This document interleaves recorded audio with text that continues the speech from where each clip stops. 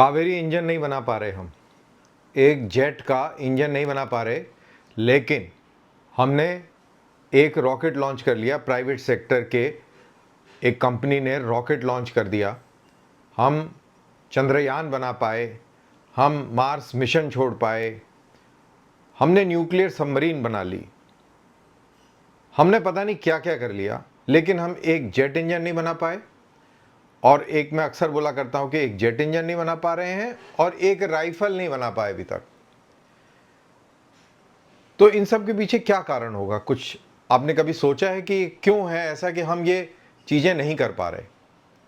खैर, बहुत सारे इसके, अगर आप ये बात बोलेंगे किसी को तो वो तर्क बहुत सारे दे देगा, और अगर आप गूगल से भी पूछेंगे तो वो भी बहुत लंबी चौड़ी कहानी सुना देगा। तो इसी के ऊपर हम बात करेंगे। मैं हूं कर्ण दानवीर, आप देख रहे हैं मेरा YouTube channel by the same name दानवीर सिंह, एंड लेट्स स्टार्ट। तो जैसा मैंने कहा कि जेट इंजन नहीं बन पा रहा है।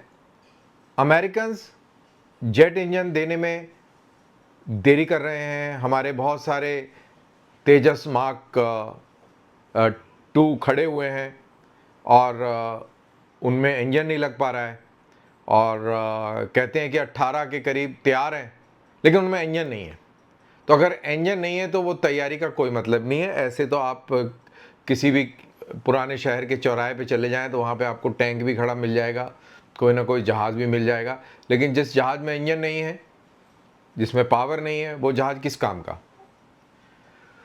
तो कहने का मतलब है कि ये क्यों है कि हम ये नहीं कर पाए। अब ये जो तस्वीर आप देख रहे हैं, ये कावेरी इंजन की है। 80 के दशक से ये कहानी चल रही है और अब इसको कर दिया बंद।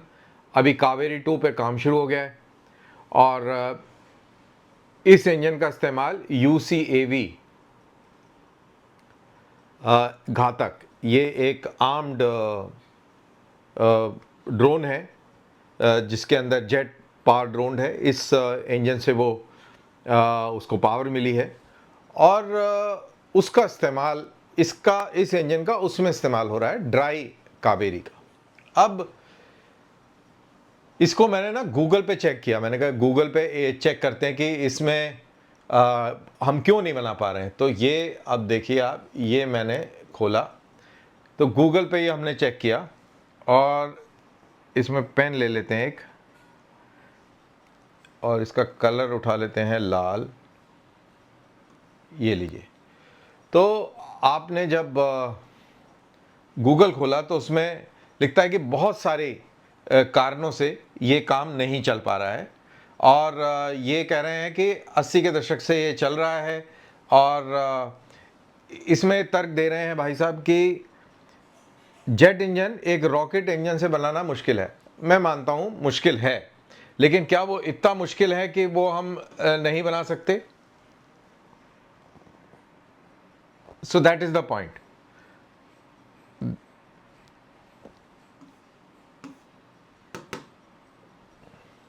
So that is the point कि क्या वो इतना मुश्किल है? तो अब इसके अंदर क्या क्या कहानी ये बोल रहा है।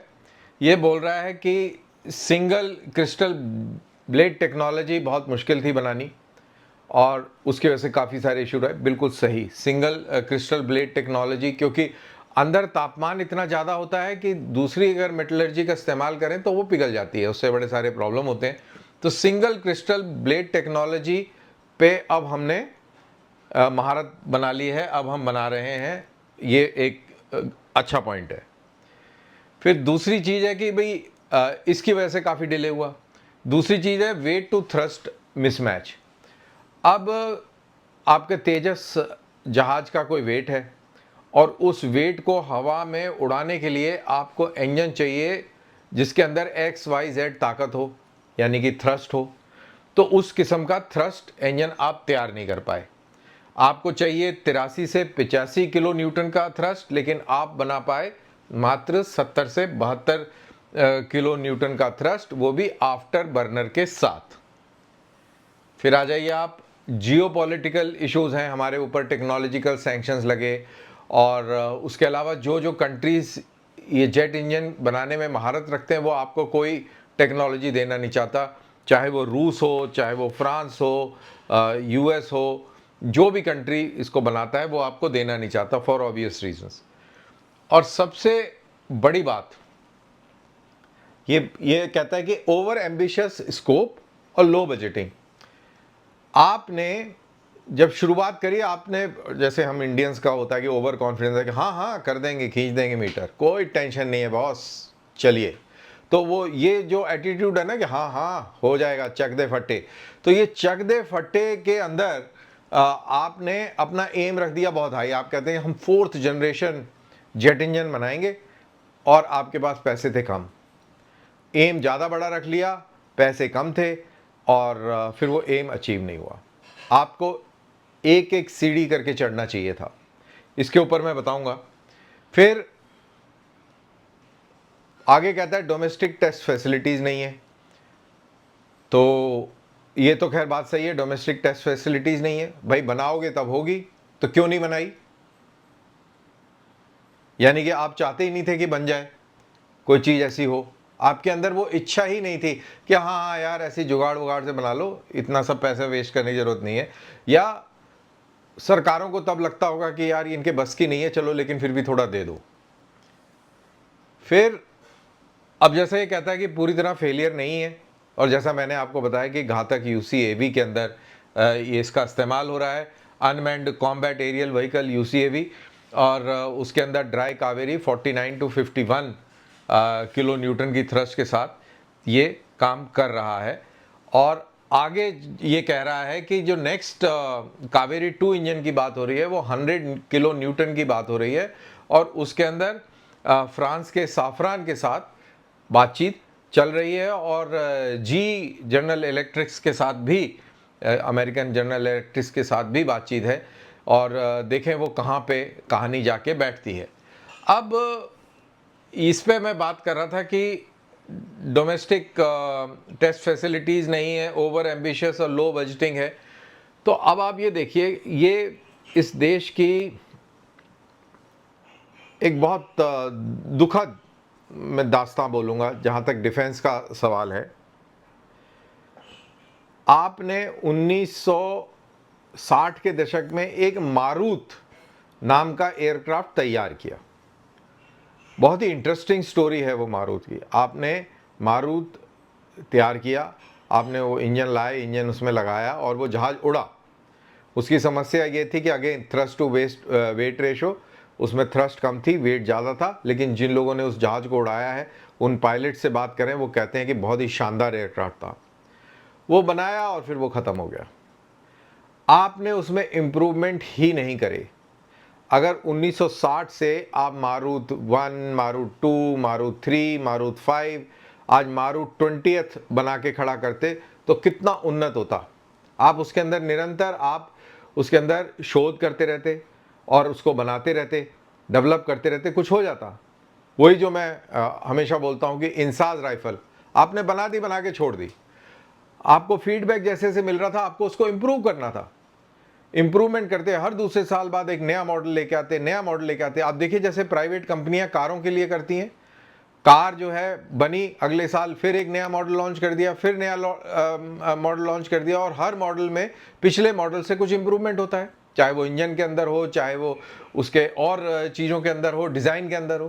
तो यही चीज़ आपको करनी चाहिए थी, वो आपने नहीं करी, और आपको कोई उससे मतलब नहीं था। अब इसके ऊपर भी काफ़ी सारी धारणाएं हैं, मेरा मानना है, क्योंकि मैं जब ये देखता हूँ, जो पहला रक्षा सौदा आज़ाद भारत के अंदर हुआ था वो जीप का हुआ था नेहरू जी के टाइम में, और उसके बाद में सौदे होते रहे और आज तक हो रहे हैं। डिफेंस की डील में ऐसा कहा जाता है कि बहुत सारा पैसा जो है किकबैक के तौर पर आता है, और एक डिफेंस डील आप कर लें तो आपका पूरा इलेक्शन फंड हो जाता है।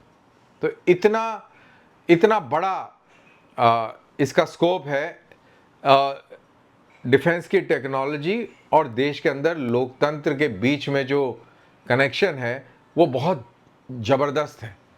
इसको आप मजबूरी कह लीजिए। ऑब्वियसली सी बात है कि इतने बड़े देश में इलेक्शन लड़ना कोई आसान काम नहीं है, उसके लिए आपको पैसा चाहिए। तो बलि का बकरा बनी इसमें देश की सुरक्षा। आपने कोई भी चीज़ बाहर से खरीदी, उसको नहीं बनाया। आपने आपने ये जब बनाया, आप बोफोर्स खरीद के लेके आए, पूरी टेक्नोलॉजी ट्रांसफर डॉक्यूमेंट्स आपको दे दिए गए थे, और गन कैरेज फैक्ट्री के अंदर एक आर्टिलरी का सेल था, उसने एक बना के खड़ी भी कर दी कि देखिए ये टेक्नोलॉजी से हम ये बना देंगे।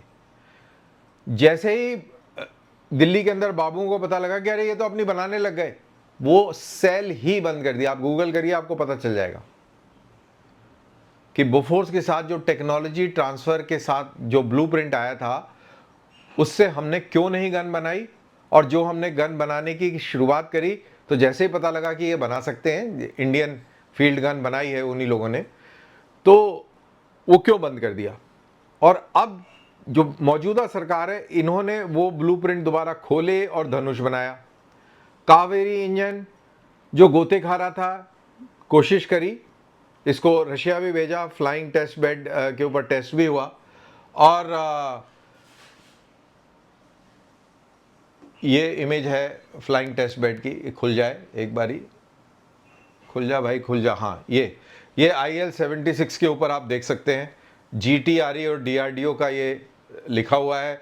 और ये है कावेरी इंजन, जिसके आगे ये लाल कलर का लगा हुआ है कावेरी, और उधर लिखा भी हुआ है कावेरी। तो कावेरी इंजन को इस जहाज के ऊपर माउंट करके टेस्ट किया। तो ये किया, फिर देखा कि भाई अब इसकी अब रिक्वायरमेंट अब इतनी नहीं है, अब आगे चलते हैं। तो इसको अब लगा दिया आपने घातक UCAV में। घातक UCAV देखिए, बहुत ही शानदार stealth unmanned aerial combat aircraft बन के तैयार हुआ है ये। और इसका डिज़ाइन देख लीजिए, अमेरिकन B-2 बॉम्बर्स की तरह है ये, बहुत ही सुपर्ब। तो ये आपने इसमें लगा दिया, तो आपने इनोवेशन किया, आप इवॉल्व हुए, आप मूव हुए। अब कावेरी 2 की बात कर रहे हैं, तो कावेरी 2 भी बन के आएगा। तो मेरा कहने का मतलब है कि हमने इतने सारे दशक अपने निजी स्वार्थ, अपने पॉलिटिकल रीजंस, अपनी ब्यूरोक्रेटिक रेड टेप और इन सब के चीज़ें, इन सब के चलते हमने इनको नज़रअंदाज किया है, और उससे देश को नुकसान हुआ है। अभी भी हम स्ट्रगल कर रहे हैं। जैसे मैंने बोला कि 18 के करीब बन के तैयार खड़े हुए हैं, लेकिन उनमें इंजन नहीं है। और लास्ट वाली ये पिक्चर मैं दिखाना चाहूँगा, ये मैटर ऑफ ग्रेट प्राइड है हम सब के लिए। ये स्काई रूट रॉकेट है, जिसका मैंने शुरू में जिक्र किया कि ये हम बना सकते हैं, हम बहुत कुछ कर सकते हैं, लेकिन एक जेट इंजन नहीं बना सकते, हम एक राइफल नहीं बना सकते, हम छोटी छोटी चीज़ें नहीं बना सकते, यहाँ तक कि हम पिस्टल भी ढंग की नहीं बना सकते। क्यों नहीं बना सकते, क्या कारण है, मैंने कुछ कारणों का उल्लेख किया, शायद आपको समझ आया होगा। बहुत सारी चीज़ें खुल के कह भी नहीं सकते, तो जो भी है, लेकिन अब ये कहने में अच्छा लगता है कि जो ट्रेजेक्ट्री है, जो रास्ता इख्तियार किया है हमने पिछले कुछ सालों के अंदर, वो बिल्कुल सही है। हम सही रास्ते पर चल रहे हैं, और लेकिन इसमें और ज़्यादा पुश की ज़रूरत है, और ज़्यादा तेज़ी लाने की ज़रूरत है। तो बहरहाल इसी उम्मीद के साथ कि इसमें तेज़ी आएगी, और कावेरी जैसा इंजन उभर के निकलेगा, इससे ज़्यादा बेहतर कावेरी 2 100 किलो न्यूटन वाला, और हमारा एमका इस श्रेणी के इंजन के साथ, भारत में निर्मित इंजन के साथ उड़ेगा। इसी उम्मीद के साथ ये वीडियो मैं यहाँ समाप्त करता हूँ। आपका इस पर क्या विचार है, कमेंट कीजिएगा। जय हिंद।